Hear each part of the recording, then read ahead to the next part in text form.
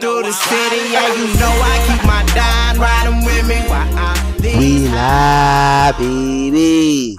Football back, man, and when I say that, I'm talking about not just NFL football, but the not high just schools college are doing their thing. Yeah, they man. Doing their thing right here in the H for sure. Yeah, man. So I took a look at Katy and Atascocita. Hey, nice. Katy played Atascocita on Friday at Turner Stadium at Humble. Okay. And it was quite the matchup. It was really eventful. I'm not gonna lie to you. It was a very interesting game to see. Okay. The final score of the game ends up being a blowout because of a number of things. Okay.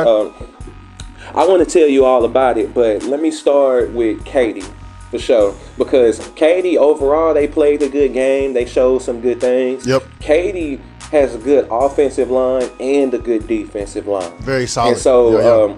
Yeah. They solid on both sides of the ball. Right there in the trenches, those guys are real good. I'm talking about like better than good. They got a real solid unit, and I like teams that are built like that. Yeah. They also have a real good senior quarterback. His name is Jackson Franklin. Jackson Franklin. My boy got two last names, bro.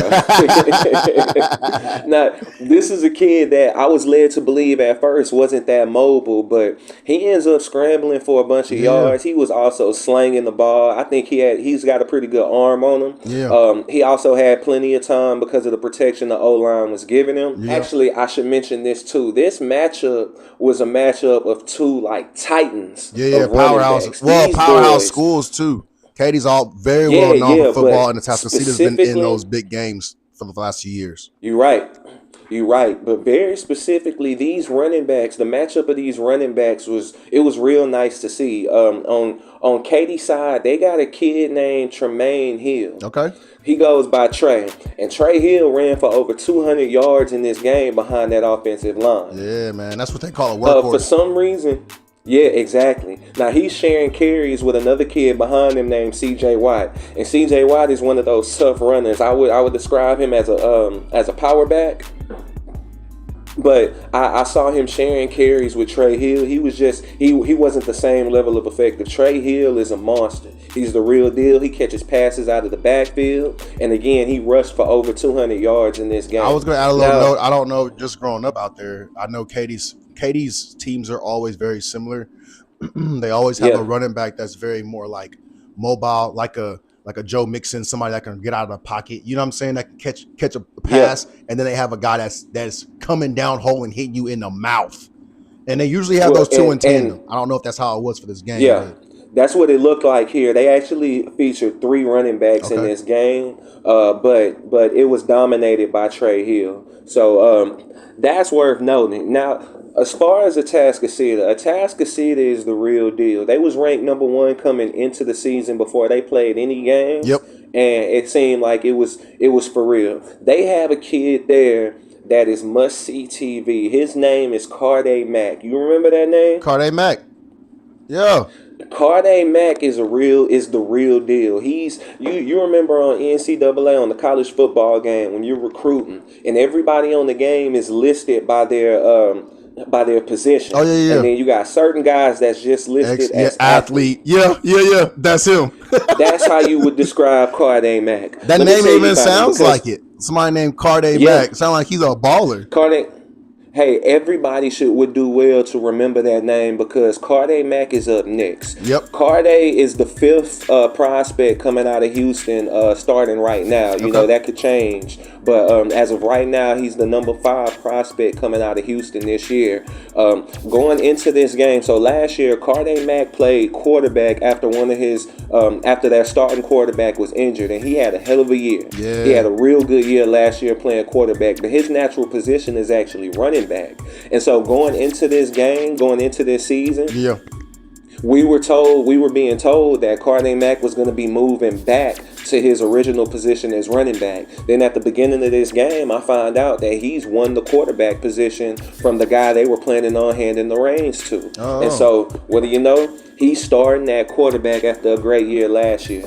And the dude could not be stopped, bro. I'm talking, they couldn't do it.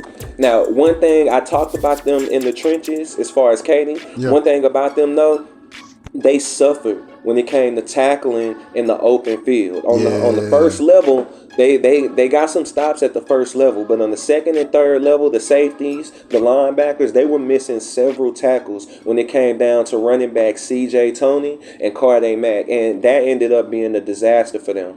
This game, it was closer than the score might tell you in the first half. That's what I was gonna say. Watching some of the highlights and talking about it with you, is like when you said the score, I'm like, that don't look like what the score is. If you wouldn't have told me the score, I wouldn't have saw that from the highlights.